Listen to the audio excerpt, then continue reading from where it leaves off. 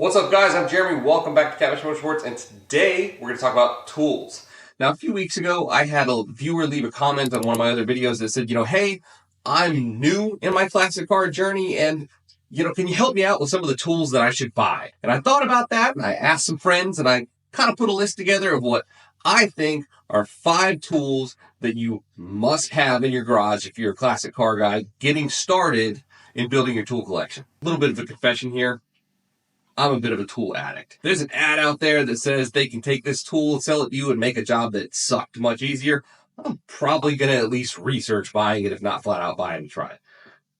But in doing that, I've spent a lot of money on a lot of different types of tools. Some of them I use all the time, and some of them I found are super niche and barely to never get used at all. So I'm going to try to pass some of that knowledge on to you guys. Maybe save you some time and money in the meantime. Now, I'm sure there will be some debate on this, but I think that's a good thing. If you disagree with me, leave it in the comments. Let's talk about it, because maybe something you comment, somebody else will pick up on. Maybe you'll even talk me into buying something, which I'm not against. Always looking for new things to add to the collection. So if you have a dissenting opinion, don't be afraid to comment it. Now, one basic note before we get started, we're not really going to be talking about basic hand tools. You know you need those, so we're not going to cover it. A drill is probably the cutoff point. You probably already have one of those for basic home use. Or if you don't, you know you need one. The only other thing I want to add about your basic hand tools, wrenches, ratchet sockets, etc., is that you don't have to buy the cheapest stuff. You also don't have to buy the most expensive stuff. There's a lot of resources out there like Project Farm that do some really good work on helping guys out, knowing where the real value is. So before you spend money, do some research on that stuff, because that research is out there now, unlike 20 years ago. There's nothing wrong with buying tool truck brands. This is a snap-on ratchet. I wouldn't trade it for the world, but there's some cheaper options that will do just as well. So do some research before you spend your hard-earned cash there. Let's dive into the list. Number 1, the old Ugga Dugga cordless impact wrench. I don't care which color. I don't get involved in the Milwaukee, DeWalt, yellow, red color wars. The only thing I would say with your power tools is just build on a battery collection. Pick one brand, stick with it, so you don't have 10 different kinds of batteries. This is essential. I would recommend a 1/2 inch. I would recommend a shorty 1/2 inch. You do give up a little bit of torque there, but you can get it in more places. If you get the one that's as long as a 12-gauge shotgun, you're going to have a hard time getting it in some places, and you really don't give up that much torque anymore. But now all of a sudden you don't remember having to break your lugs loose on your tires when they're on the ground. Impacts really help with getting rusty bolts unstuck that have been in a car for 60 years, and it's just a general time saver. This is also an impact. This is a 1/4 inch. Now, if you're only going to buy one, I definitely recommend buying the 1/2 inch. This 1/4 inch, however, if you buy specifically a DeWalt kit, comes with a drill, a sawzall, a light, and you'll often get this guy thrown in as well. Honestly, for basic use, I use this guy more than I use my 1/2 inch, usually just to speed up getting stuff in and out. And this doesn't have enough torque that you're usually going to strip things out when you go back in. So especially if you're working with aluminum intake, aluminum heads, things like that, you can zap it down with this and then hand tighten with the wrench or torque wrench from there. Number 2, this is probably about 20% of the items I have around for cutting, shaping, grinding, sanding metal. I've also got chop saws, band saws, bench grinder, etc. But one of the things that I use probably more than 95% of the time, die grinder. Electric die grinder, so much so that I have 2 of them, usually one with an implement of cutting and one with an implement of grinding or sanding. Versatility is going to be a focus on this list, and die grinders are super versatile because, obviously, you can change the attachment that you have on them. Flap disc, grinding wheels, different types of flap discs that allow you to get into corners. Cutoff wheels of different thickness. I can sit here all day listing off the different types of discs you can put on a die grinder, but you get the point. They do a lot of different jobs. Millions of these things have been sold. If you're trying to go on the cheap, you can definitely find these for sale used, and they're going to be fine. I bought this one new, again, about $100. This thing my dad picked up at an auction for probably a 1/4 of the price that it went for new. They do it all. You need one of these. Number 3, bench vise. Again, super versatile. I've changed U-joints with this. I've pushed and pulled bearings out of things. When you work by yourself like me, don't underestimate the ability to just be able to hold something down tight while you work on it. You need a bench grinder? Not really. If you can hold it down your vise and then use your die grinder, you've now got a bench grinder. Do you need a metal brake? Not really. You have a vise and a hammer.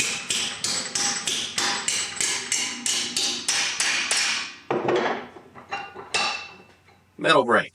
Now, a big vise like this can be expensive to buy new. I think this guy was like $400, something like that. But unlike electric tools, bench vise technology has not really made a big leap forward in the last 100 years. So if you can find one at an estate sale, at a yard sale, convince your grandpa to give you his, whatever, it's going to be the same no matter if it was 4 years old or 40 years old. So while you might balk at the new price, you can find these used. I actually have a second one smaller that's attached to my little mobile work table, and I picked it up out of a straight up scrap pile, so I got it for free. They're out there. Oh, and buy a set of soft jaw attachments. So if you want to hold something down that's painted or you don't want to scratch it up, the soft jaws will allow you to do that. Number 4. This is a bit obvious, but a jack and jack stands. The reason we're covering the obvious here is to tell you to spend a little bit more money on this and buy a quality one. You want one that both has low profile and a fair amount of lift. And with the jack stands, well, these little guys are fine. I have them, I use them. I would really recommend you buy the bigger 6-ton units.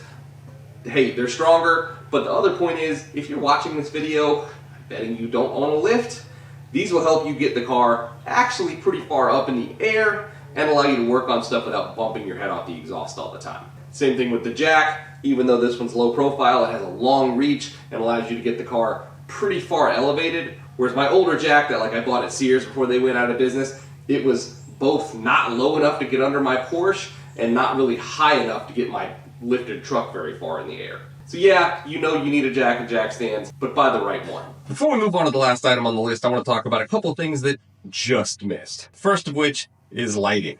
Now, 100% honestly, the only reason that lighting isn't not only not on the list, but absolute number 1 is because there's going to be a lot of personal preference on the type of light that you like. Whether you like a headlamp attached to your head, a magnetic-based light like this, or I'm really fond of these hood lights that are stretchy. You put on your hood, you can also put them through your doors so you can see inside of your car. Point being, people are going to have a lot of different opinions on which type of light is best. That's going to be up to you, but lighting is super important. And if you're building a shop or upgrading your existing shop, lights are the one place that I would go super over budget. I wish I had better ceiling lighting in my own garage.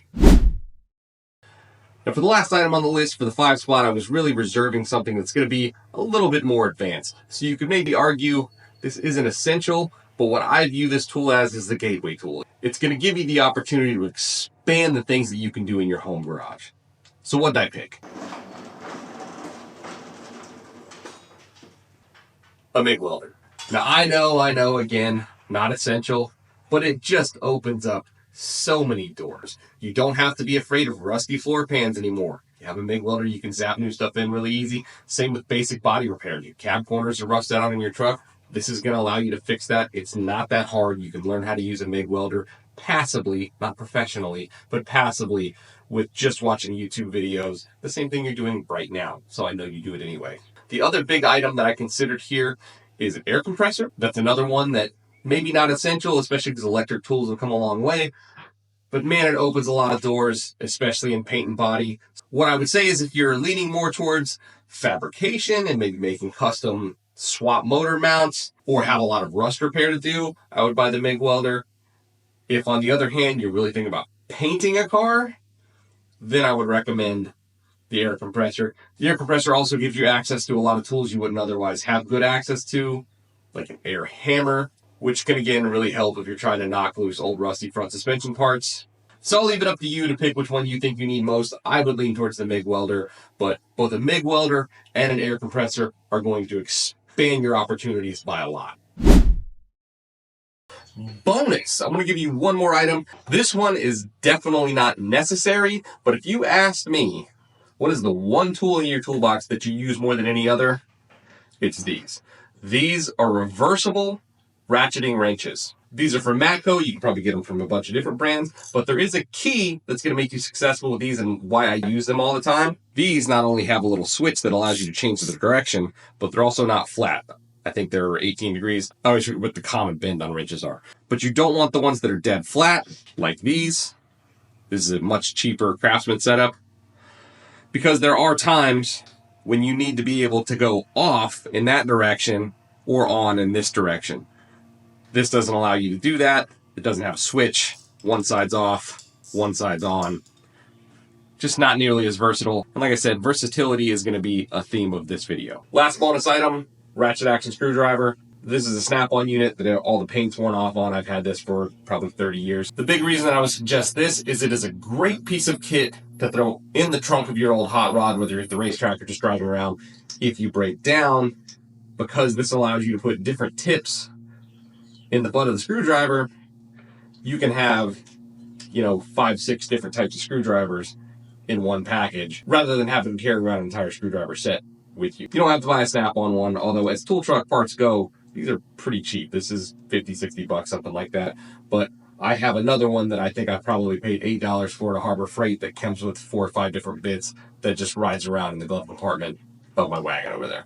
That's going to do it. Thanks for watching. I hope you learned something. If you didn't, I hope you argue with me about it in the comments, because then you might give me something that I need to buy or tell other people things that I missed. So please, let's make it a discussion. If this goes well, maybe I'll make another list of even more advanced tools that I use a lot, things that I've spent money on and didn't use versus things that I've spent money on and found they really are useful. As always, please like and subscribe if you haven't already. We'll see you next time.